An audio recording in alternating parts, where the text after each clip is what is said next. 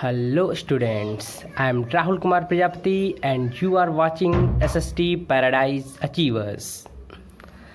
This is the 10th chapter of class 7th in SST. The name of the chapter is The Rise of Small Kingdoms in North India. As you know well, Harshvardhan ruled in our country in a better way, but after the death of Harshvardhana, many small kingdoms arose in our country. There are three main kingdoms which are more popular in ancient history. During 750 to 1000 CE, Rashtrakutas, Palas and Pratiharas. And we should know where they are living. Firstly, Rashtrakutas. Rashtrakutas ruled over Maharashtra and Gujarat region and Karnataka, and Pratiharas were in Gujarat and Rajasthan, and Palas were Bengal and Bihar. They ruled in our country. Firstly, we are going to discuss on the topic of Rashtrakutas. Rashtrakutas arose in 753 CE in Maharashtra, but they spread their kingdom in Gujarat, Madhya Pradesh, Bihar, Karnataka. The popular king of Rashtrakuta was Danti Durg, and after that Govind III became the next king. And after that Amogh Varsha, he ruled from 814 to 880 CE. He was the great warrior. It means Rashtrakutas were the great warrior and art lovers. Rashtrakutas took the title of Chakravarti Parambhattarak, and Rashtrakutas followed Jainism, but they patronized other religions. Rock-cut Ellora temples were very famous, in which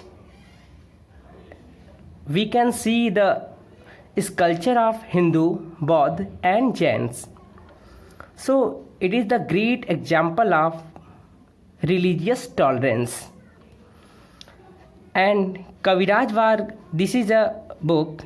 It was written by Amogh Varsha during the 10th century. But after some time, Chalukya attacked on Rashtrakutas and crushed the power of Rashtrakutas. Okay, देखिए राष्ट्रकूटास क्या थे. राष्ट्रकूटों का उदय जो है 753 CE में हुआ था. ये महाराष्ट्र वाले बेल्ट में थे, लेकिन उसके बाद गुजरात पर अटैक करते हैं, मध्य प्रदेश जाते हैं, बिहार जाते हैं, बंगाल जाते हैं, और मतलब इन सारे क्षेत्रों में राष्ट्रकूटों का अधिकार होता चला गया. उसके बाद ये ग्रेट वॉरियर थे, आर्ट लवर थे, और इन्होंने जो टाइटल्स ग्रहण की थी, जो उपाधियां ली थी, उसे हम चक्रवर्ती परमभट्टारक के नाम से जानते हैं, और महाराजा धीराज भी इनकी उपाधियां होती थी. ये जैन धर्म मानते थे, लेकिन अच्छी चीज़ ये थी कि ये अन्य धर्मों को भी संरक्षण दिए थे. इसी के क्रम में एलोरा टेम्पल जो बना हुआ है, पहाड़ को काट करके एक बड़ा सा एलोरा टेम्पल महाराष्ट्र में बना हुआ है, जिसमें हिंदू, बौद्ध और जैन धर्म से संबंधित मूर्तियां बनी हुई हैं. ये रिलीजियस टॉलरेंस का बहुत ही अच्छा एग्जाम्पल है. और कविराज मार्ग जो है अमोघ वर्ष के द्वारा लिखा गया, ये कन्नड़ लैंग्वेज में लिखा गया था 10वीं शताब्दी में. वैसे तो इनका शासन बहुत अच्छा था. बहुत चालुक्यों ने इनके करके इनके क्षेत्रों को, भूखंडों को अपने अधीन कर लिया. अब बात करते हैं पालास की. After the death of Harshavardhana there was a lot of infighting in Bengal region, but the people of Bengal they elected Gopal as a king. The king of Bengal, they were using Pala word after the name of king. That's why the name of kings were Dharmpal, Devpal, like that. And after that, next king was Dharmpal.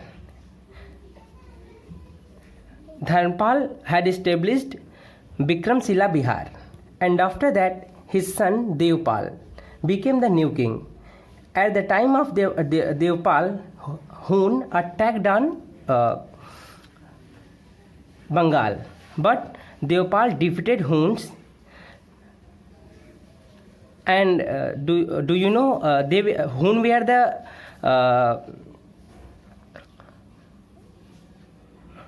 do you know Hun were the denizens of Middle Asia?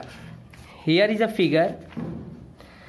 They came from Middle Asia and they attacked on in our country, but Devpal defeated Hun.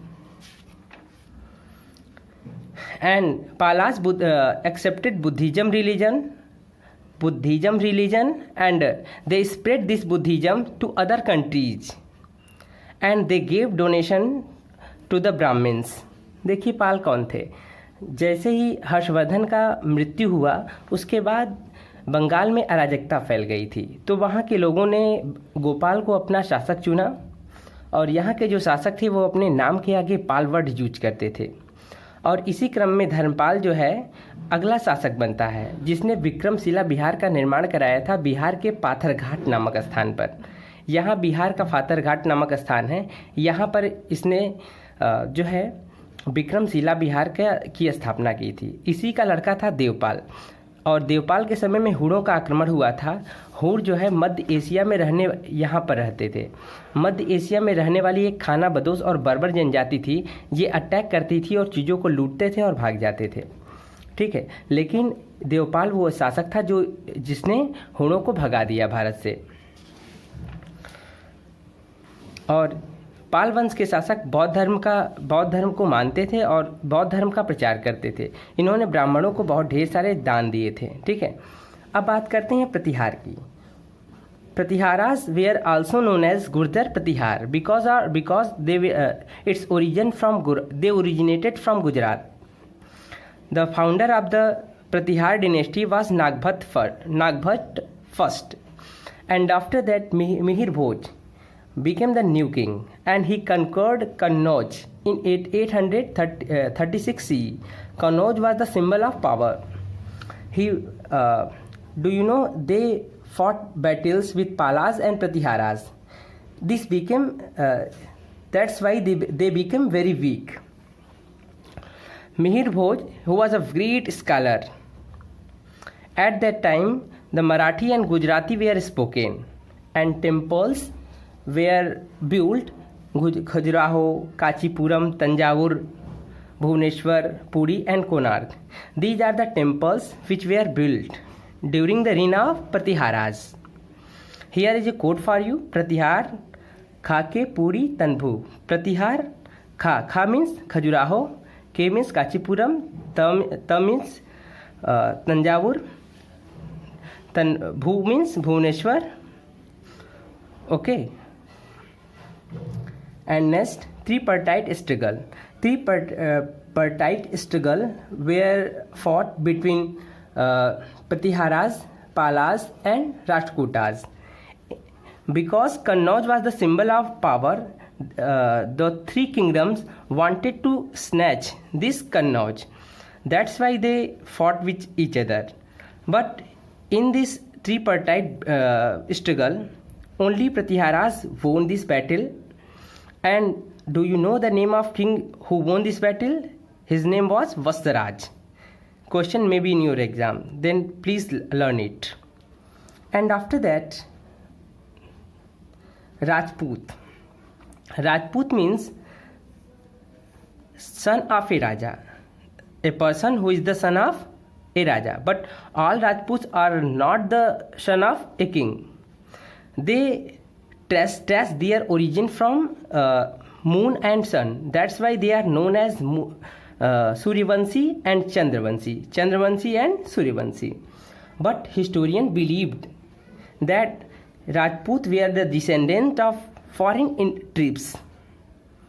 But some historians believe that they were originated from the fire idol of Vashishtha Rishi, and there were 4 main clans who were originated from fire altar: Pratiharaj, Parmaraj, Chauhan and Chalukyas. It was accepted that there were 36 clans. And in Chauhan, Prithviraj Chauhan was very famous in 1177 CE. He made many conquests. Tarain was the great war which was fought between Prithviraj Chauhan and Muhammad Ghori. But in this battle, which was happened in 1191, Prithviraj Chauhan won this battle. Then try to understand this fact. Rajput means the person who, Rajput का मतलब है जो राजा का लड़का हो, लेकिन ऐसा तो है नहीं कि सभी लोग राजा के ही लड़के हों, ठीक है। तो ऐसा राजपूत लोग जो है अपना जो है ओरिजिन जो है सूरज और चांद और सूरज से मानते हैं, इसीलिए वो चंद्रवंशी और सूर्यवंशी माने जाते हैं। लेकिन हिस्टोरियंस का ये मानना है, इतिहासकारों का ये मानना है कि ये जो है विदेशी जनजातियाँ थीं जो भारत में आई, भारत में अटैक किया, भारत के क्षेत्रों को विजिट किया, फिर यहीं के लोगों से मैरिज करके यहीं बस गए। वहीं एक और स्टेटमेंट आता है जो कि अग्निकुंड से जो है इन राजपूतों की उत्पत्ति का आता है, जिसमें इन्हें वशिष्ठ के अग्निकुंड से 4 जातियों का उत्पन्न बताया गया है, जैसे प्रतिहार हो गए, परमार हो गए, चौहान हो गया, चालुक्य हो गए। इसी और कुछ किताबों में 36 राजपूत वंशों का उल्लेख है। तो चौहान वंश में पृथ्वीराज चौहान थर्ड जो है बहुत फेमस है, क्योंकि उनका जो है तराइन का वार जो है मोहम्मद गोरी के साथ हुआ था, जिसमें वो जीते थे। लेकिन वहीं दूसरा युद्ध जो तराइन के वार में हुआ था मोहम्मद गोरी से ये हार गए थे, जो कि 1 ही साल बाद हुआ था, ठीक है। अब देखिए governance in North India. Firstly we will discuss on the topic of administration. देखिए king was the head of the military and judiciary officials. King was all in his state. If any decision which was decided by the king, no one can challenge. But there were some king was assisted by some officials. As you know well, a king cannot do without official. He had some there is a need of officials to do some work. That's why these officials will help used to help king. देखिए king जो है अपने प्रशासन में head था, चाहे वो सेना वाला फील्ड हो, चाहे वो न्याय का फील्ड हो। अगर वो डिसीजन दे दिया तो उसे कोई चैलेंज नहीं कर सकता था। इस कार्य में उसके सहायता के लिए ढेर सारे ऑफिशियल्स होते थे और सेना के रखरखाव की जिम्मेदारी भी अलग अलग ऑफिशियल्स को दी गई थी, ठीक है। वहीं न्याय खुद राजा करता था, यानी उसी की चलती थी राज्य में, ठीक है। अब बात करते हैं economy. Do you know the royal families and their officials were prosperous, but the middle class families were the condition of middle class families was not good. Temples were the center of riches. That's why the foreign invaders came in our country and attacked on temples, because the kings used to give donation on temples, and king had appointed Thakur and Rais at different field. They were the feudal lords. And they used to collect money, and after collecting they used to give money to the king. But what happened after some time? They collected some money, and they were giving a small part of this money to king. That's why the power of kings declined. And Chauhan and Parmar were the feudal lords. देखिए economy क्या थी, royal family और जो उसके officials होते थे वो बड़े प्रॉस्परस होते थे, उनके पास बहुत ढेर सारा पैसा सेंट्रलाइज होकर रह गया था। वहीं मिडिल क्लास फैमिली और जो समाज का गरीब तबका था वो गरीब पर गरीब बना रहा। वहीं टेम्पल्स की बात की जाए तो यहाँ पर ढेर सारे चढ़ावे चढ़ाए जाते थे। यही कारण है कि जब फॉरेन इन्वेडर्स जो है हमारे कंट्री में प्रवेश किए तो सबसे पहले निशाना बनाए इसी टेम्पल्स को। चूँकि राजा अकेले तो ही सब कार्य कर नहीं सकता, इसलिए उसने जो है गांव में और अलग अलग क्षेत्रों में टैक्स को कलेक्ट करने के लिए ठाकुर और राय को नियुक्त किया था। ये फ्यूडल लॉर्ड्स हुआ करते थे, लेकिन जो टैक्स वो कलेक्ट करते थे उसका बहुत बड़ा भाग वो अपने पास रख लेते थे, इसका कुछ ही भाग जो है राजा को देते थे। इससे जो है लॉर्ड्स के पास ज़्यादा पैसे आ गए, जैसे चौहान एक लॉर्ड्स है, परमार एक लॉर्ड्स है, ठीक है। तो इनके पास पैसे ज़्यादा हो गए, इससे राजा का जो पावर था वो डिक्लाइन हो गया, ठीक है, कम हो गया। अब बात करते हैं सोसाइटी की। there was a very rigid caste system. No one has a capacity to change their caste. If suppose that a person is related to Vaishya family, he used to do the work of Vaishya religion. He was not able to change his occupation. It means it was a very rigid caste system.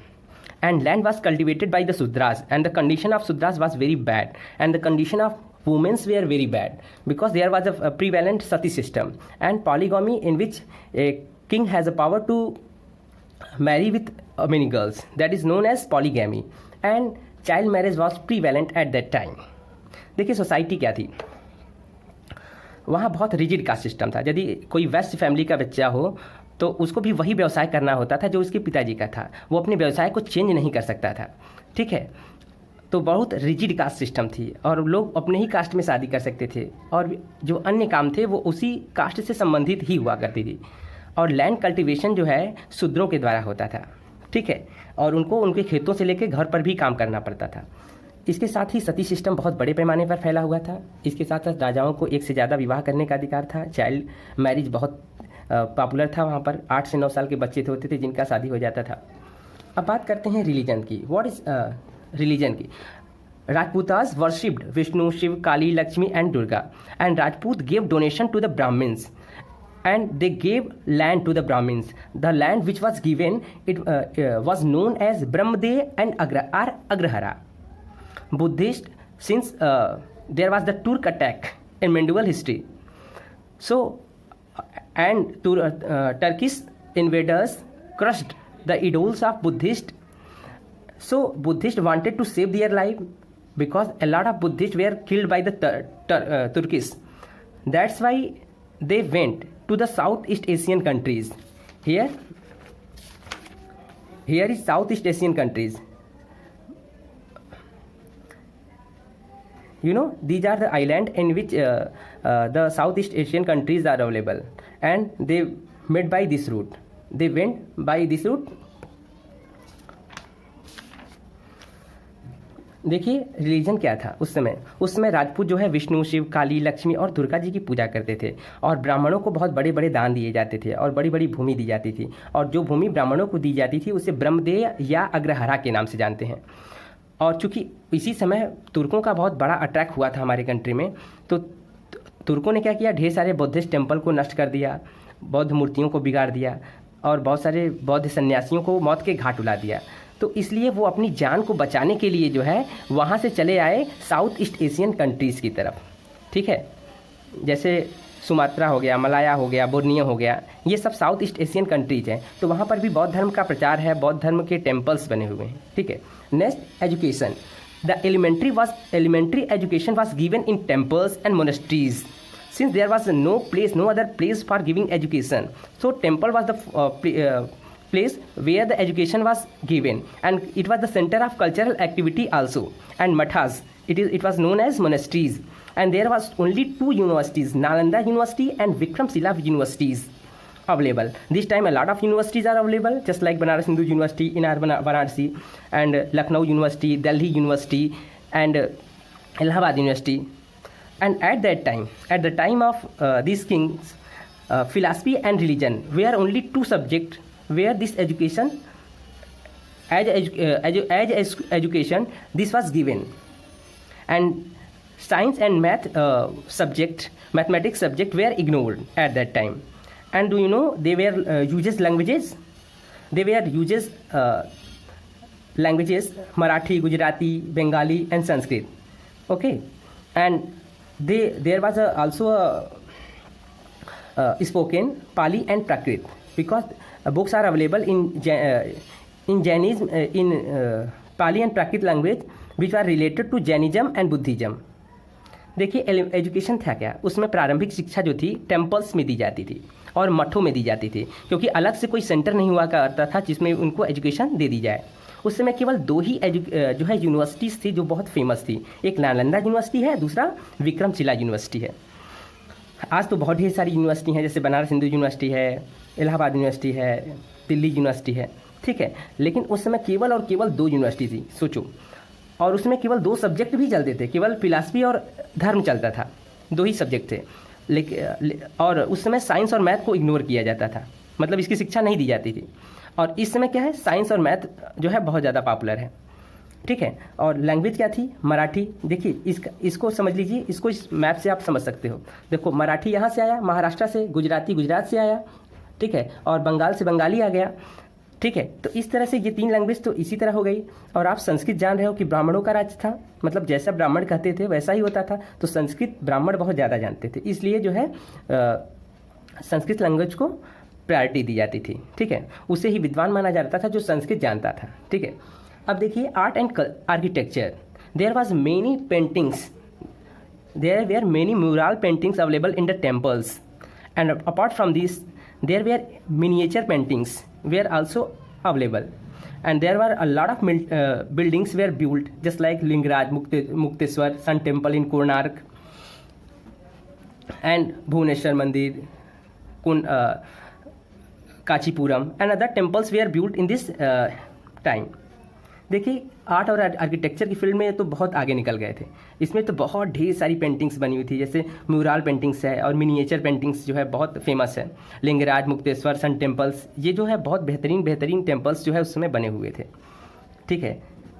अब देखिए बात करते हैं trade की। Trade India's traded with East Asia, South East Asia, West Asia and Central Asia, European countries. You can see this figure, here is India, so this is East Asia, this is Middle Asia, this is West Asia, and Southeast countries, you know, these are. So India traded in this area too much. And what was the item which were transported? Cinnamon, cassia, cardamom, ginger, pepper, turmeric, and cotton also, and cotton. Listen, so a lot of देखिए trade जो है, भारत का trade जो है विदेशों से होता था, क्योंकि ट्रेड एक ऐसी चीज़ है जिसके माध्यम से ढेर सारा पैसा मिलता है, तो सभी लोग इस ट्रेड से ज़्यादा पैसा कमाते थे, इसीलिए जो है ट्रेड को प्रायोरिटी दी जाती थी। किसी भी कंट्री की प्रोग्रेस जो है ट्रेड पर छिपी होती है। तो ये एशिया के लगभग ज़्यादा कंट्रियों से ये व्यापार करते थे। इसी के साथ साथ यूरोपियन कंट्रीज़ के साथ व्यापार था। और किन किन चीज़ों का व्यापार होता था, जैसे सिनामोन हमारे देश से मसाले बहुत फेमस थे।